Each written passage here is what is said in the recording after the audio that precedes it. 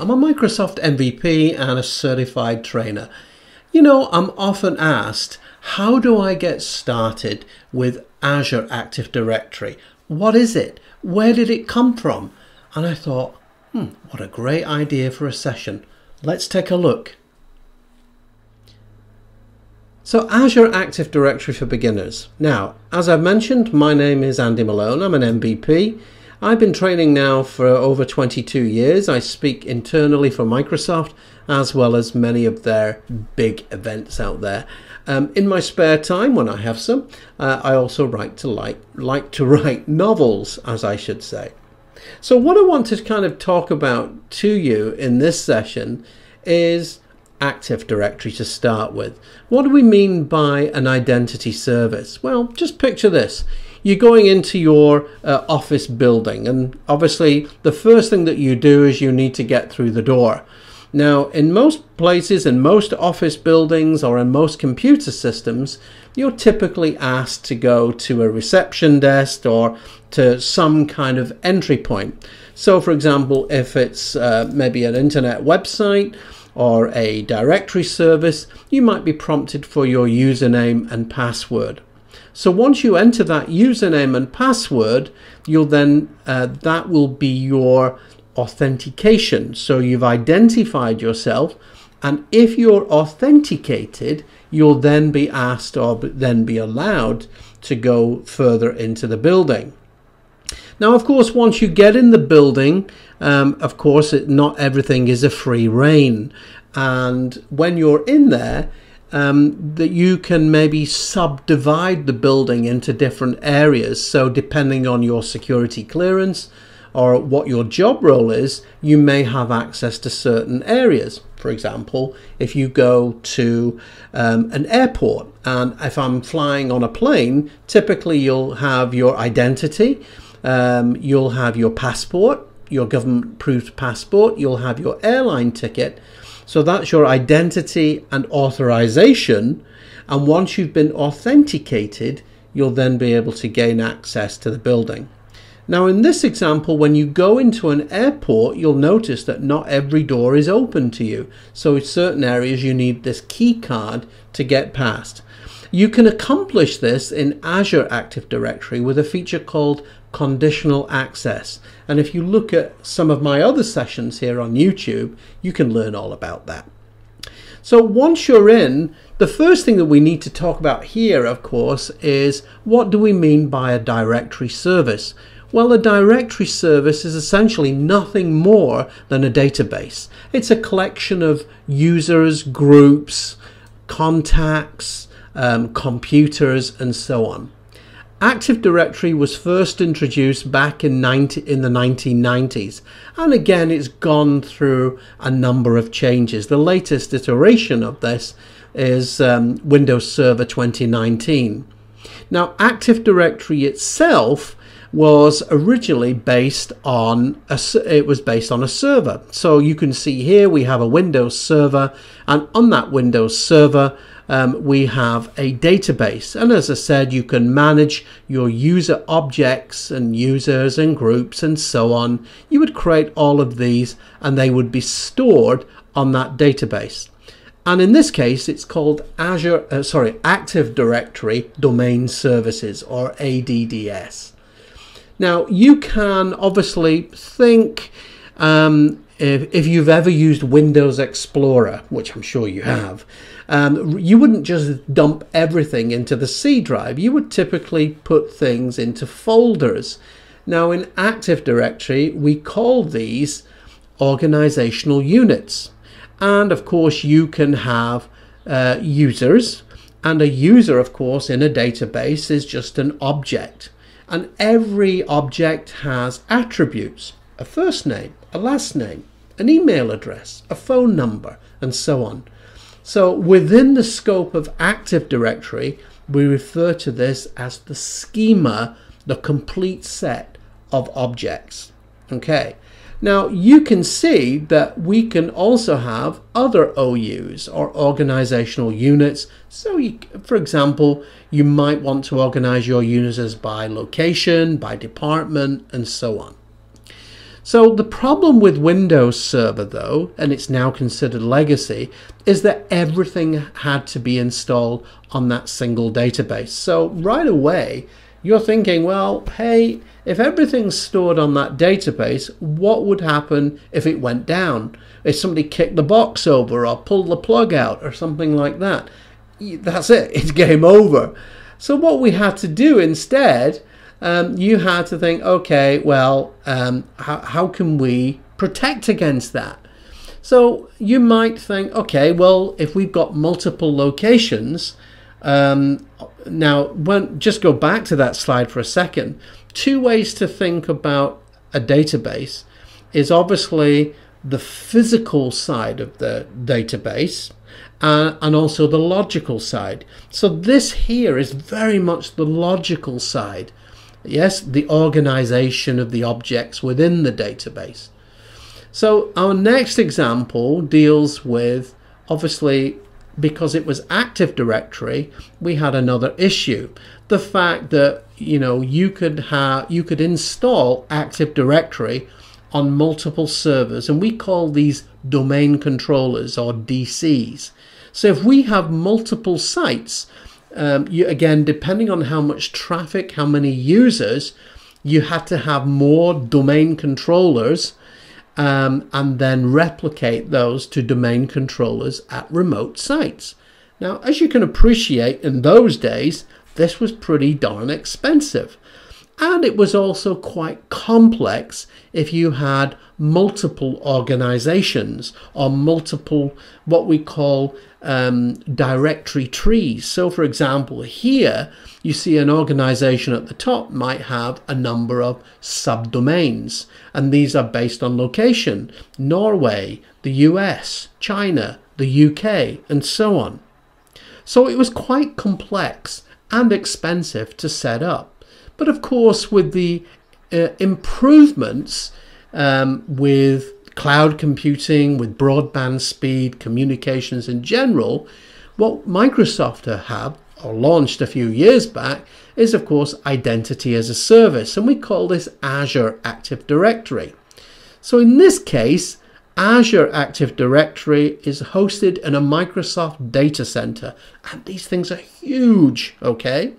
And of course, the data centers replicate to other data centers. So looking at Azure Active Directory, you don't have individual servers. So Azure Active Directory is like Windows Explorer for everybody, yes? And when you subscribe to Office 365 or Intune or any of those products, the first thing that you do in Azure is you create what we call a tenant.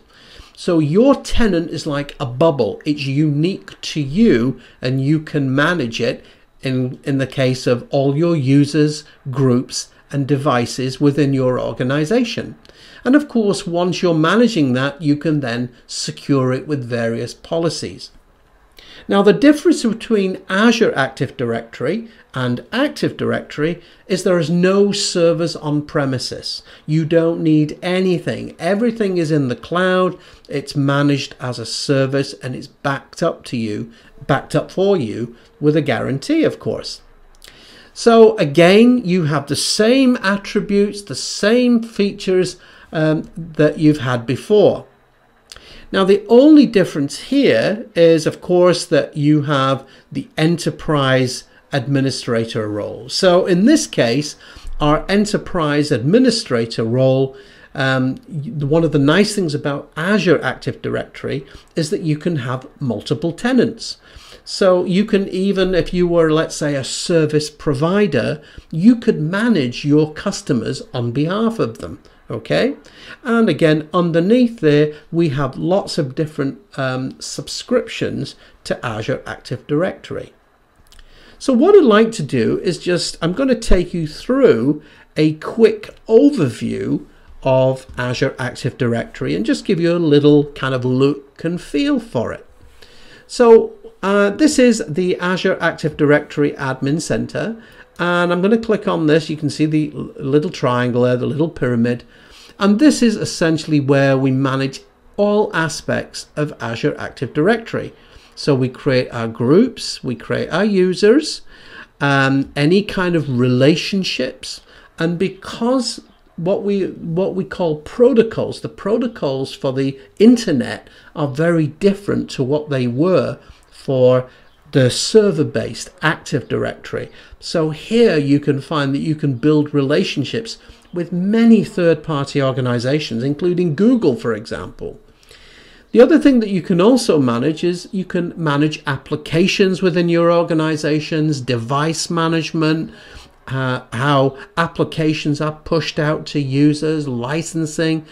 This is huge in terms of how to use things.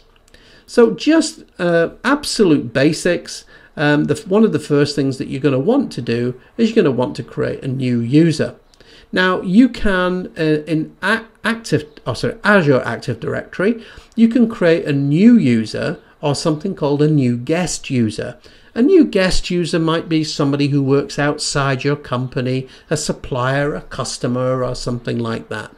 And the nice thing about guest users is you don't need a license. They're absolutely free. The typical rule of thumb is that you can have 5 guest users for every 1 paid subscription. All right. So what I'm going to do is I'm going to click on a new user. So the username that I'm going to create, I'm going to call her, this is, I'm a big Star Trek fan, so Crusher B for Beverly Crusher.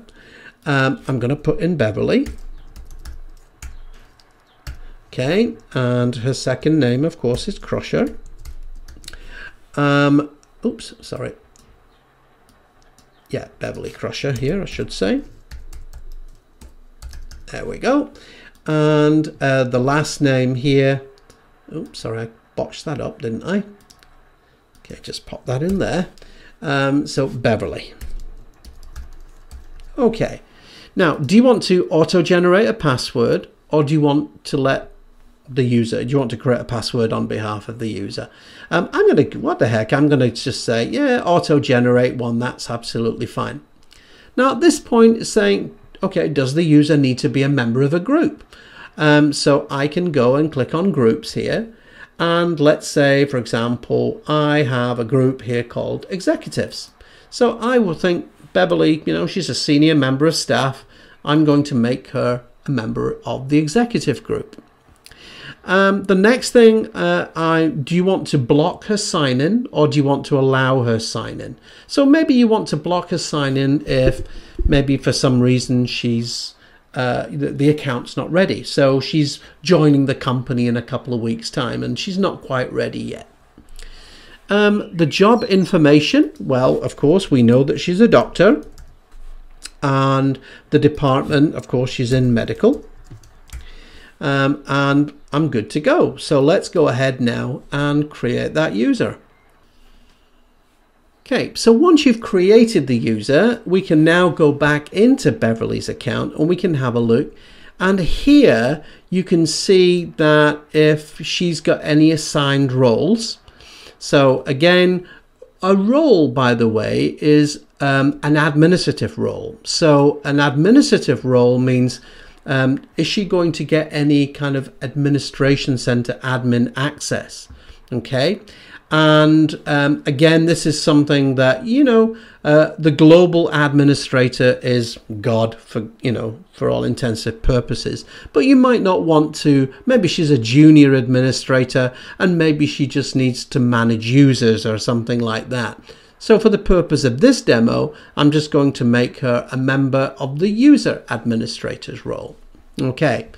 Now, so once you've done that, the next thing you might say, okay, does she want to be a member of a particular group? We did that already. I can also assign applications to Beverly and I can manage her licenses and I can also see if she's got any devices in there as well. You can also go in and view the audit logs of users. So again, it shows me you've got complete auditing control here. You can see who's doing what, where and how, and also you can see if users are not logging on as or failing to log on. as well, which is really useful. So there you have it. Just a quick look at Azure Active Directory. So there you have it. You're not a beginner anymore. I hope that little look inside Azure Active Directory, you found it useful. And if you've got any suggestions or ideas for little sessions that you'd like to know more about, then please drop them in the comments below. Remember, subscribe if you've not already, and I've got planned some great videos coming up in the future. But in the meantime, I'm Andy Malone, and thanks for joining me.